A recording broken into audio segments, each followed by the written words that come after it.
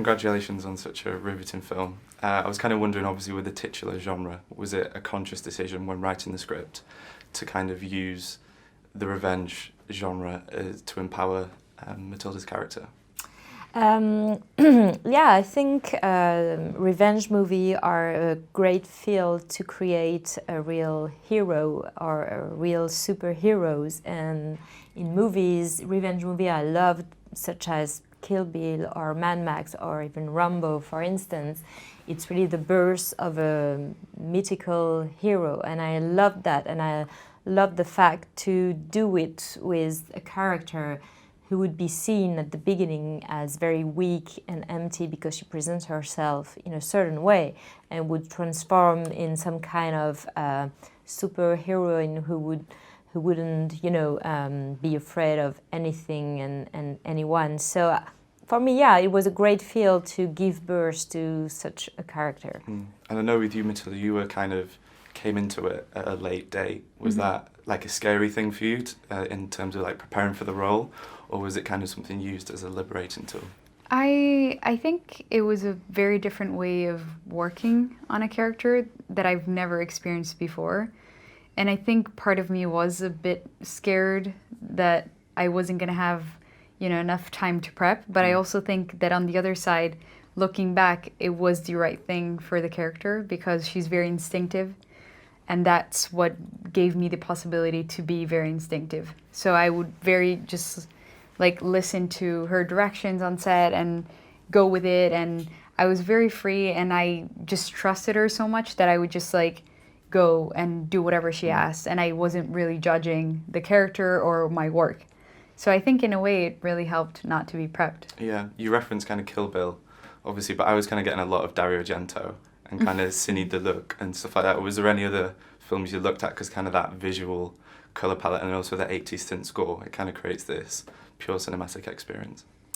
Yeah, what I love in those movies, and also in South Korean cinema, for instance, is that they use very unreal, touch to create a very powerful emotions. And it's with definitely the use of the colors, of the visuals, and of all the symbols that are very simple but very powerful at the same time, that can create that, I think, in a very unique way. And it doesn't rely on dialogue, but really on visual emotions. And so that's why I had fun, playing with all the symbols, all the colors, the blue, the pink earring.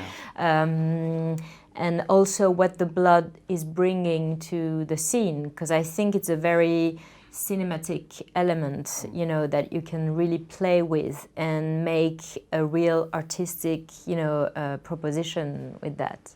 Was that something that was conscious on set? Because I know in the film, obviously, you kind of interlink consumption of kind of sport and like American TV with rape. Was that something that came across on the set, or was it something more from the filmmaking perspective? No, it was I was very surprised to see that because none of that was on set. So when I first saw the film in Toronto on the big screen, I was surprised myself, and I started laughing in those scenes because it's pretty funny in a realistic way.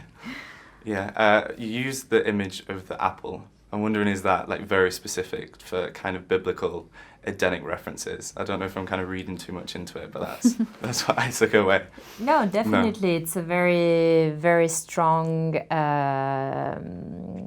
powerful image I had fun to play with. And I think the movie relies a lot on those, symbols that can be very conscious or very unconscious. And the apple with the girl, eating it, and the apple is going to rotten little by little. It's, of course, playing with all those biblical symbols, and that relies to how women are seen also. How do you kind of view it in light of recent events with Elle? It's kind of the complete antithesis for your performance as well. It's very subtle, but then also kind of your direction is very much the antithesis of kind of what is portrayed in that film. Yeah, I think I really love Paul Verhoeven as a director, and I think all the visual and all the atmosphere is very, very powerful. But of course, the two stories are so different that I couldn't even, relate the two movies together, and so they are, total different perspective, I guess. Yeah. Ladies and gentlemen, you're watching Hey You Guys! Hey You Guys, huh? Hey You Guys. Is that from the Goonies? It is indeed, yes. Nice. Hey You